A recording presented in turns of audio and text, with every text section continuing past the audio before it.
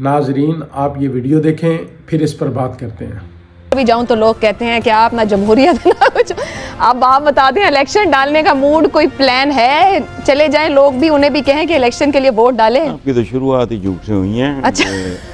इदारा शुमारियात के मुताबिक 2023 की मरदमशुमारी के तहत पाकिस्तान की आबादी 24 करोड़ 14 लाख। भाई ये 25 करोड़ छोड़ चुकी होगी। अच्छा, प्रॉब्लम ये है कि ये ज़माना इस्तेदाद का है, तादाद का नहीं।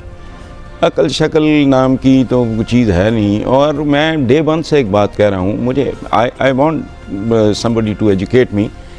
जिस शख्स के पाँव के नीचे ज़मीन अपनी नहीं, सर पे छत अपनी नहीं, अगले वक्त के खाने का उसको भरोसा नहीं, उससे आप उसकी सबसे कीमती चीज़ मांग रहे हैं, उसके तो पल्ले ही कख नहीं है।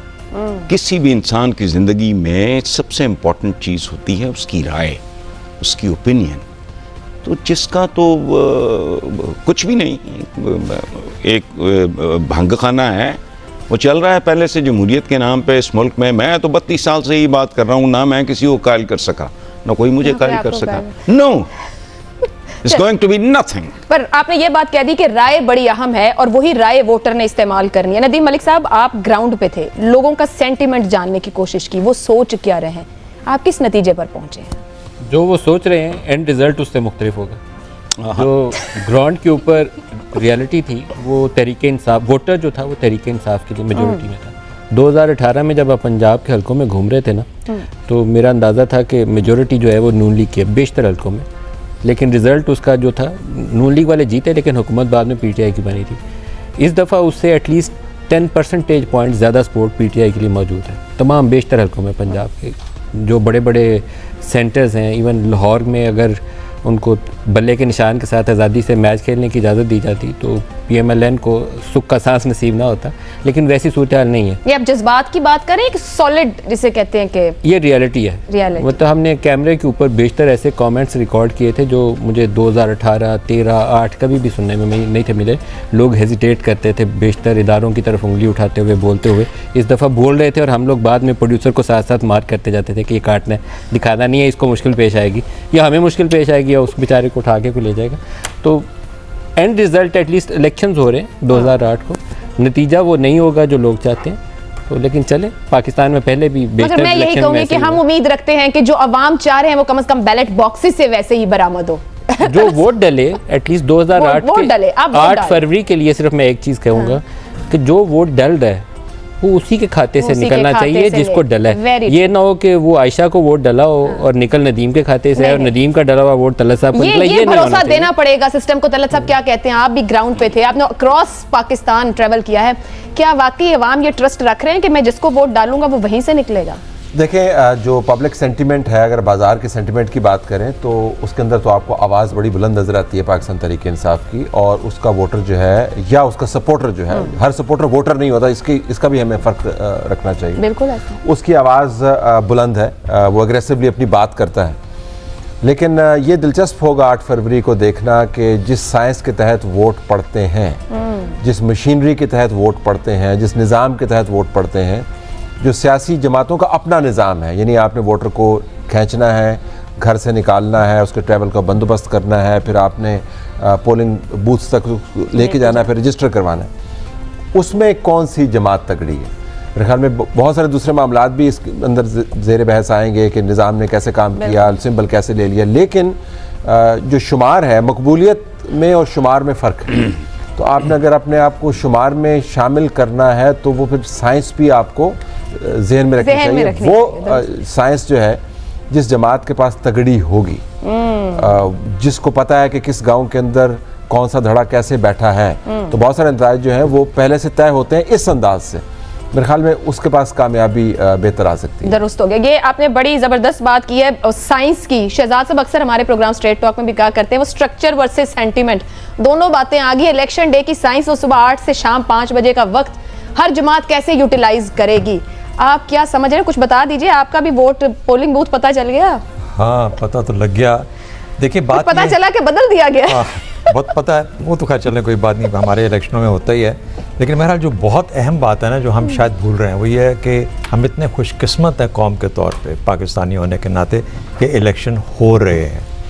पाकिस्तान की खुशकिस्मती है कि इलेक्शन हो रहे हैं। वो जो जमूद पिछले कुछ माह से, साल डेढ़ साल से था, उसको तोड़ने की हमारे हाथ में कोई एक सिरा आ गया है उसको आगे मूव करने का।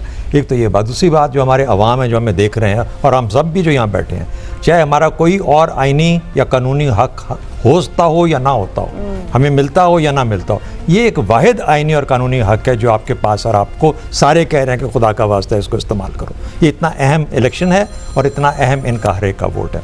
तीसरी बात ये कि जहाँ तक तंजीम और एहसास की बात है, सेंटिमेंट और स्ट्रक्चर्स की, देखिए तंजीम के साथ ही जज्बात को शक्ल दी जा सकती है। बग़ैर तंजीम के जज्बात कोई माने नहीं रखते। तो तंजीम का मतलब होता है कि you have to move from where you are to the polling booth and do something. उधर कुछ करना पड़ेगा, जाके हिलना पड़ेगा, सर्दी के बावजूद उठ के जाना पड़ेगा। तो all I can say is कि इतना कलीदी है। रिजल्ट हम बनवा लेंगे, रिजल्ट का कोई मसला नहीं। रिजल्ट अवाम बनाएंगे शहजाद साहब, रिजल्ट बनवाएंगे और रिजल्ट चलाएंगे और रिजल्ट चलाएंगे भी। मैं अभी इस वक्त आवाम के साथ बैठा हूँ। अच्छा, ठीक है। मैं उधर बैठूंगा तो कुछ और बात करूंगा। ये सही हो गया। मुनीब साहब, आपकी जानिब आऊं। वैसे तो मैं आपको भी पूछ लूं कि पोलिंग बूथ पता कर लिया आपने? जी, पता है। पता, चलिए अच्छी बात है, क्योंकि आवाम को भी पता चले कि पता कर ले अपना अपना पोलिंग बूथ, ताकि आप पहुंच जाएं। आपके ख्याल में, यहाँ बार बार बात हम कर रहे हैं कि हम लोगों से भी कहते हैं कि समझे। हसन साहब ने एक बात की कि लोगों की राय बड़ी कीमती है। क्या हमारा वोटर जब आप लोगों को मिल रहे हैं वो जज्बातियत का शिकार है, या समझ रख रहा है कि बड़ी कीमती चीज मेरे पास है, इस्तेमाल दुरुस्त होना चाहिए? देखिए, ख्वाहिश तो यही है कि हर एक को अपनी इस राय की अहमियत का एहसास होना चाहिए और पता चलना चाहिए, बड़ा वाइजली इसका इस्तेमाल भी होना चाहिए। एक फैक्टर जो कि इस इलेक्शन के अंदर हम शायद डिस्काउंट अभी तक कर रहे हैं, नहीं करना चाहिए, वो है तारीखी तोड़ फोड़ जो कि इस इलेक्शन से पहले हुई है। वो एक प्रीलूड है जो कि हमें इस इलेक्शन तक लेकर आया है, और वो भी तारीखी है।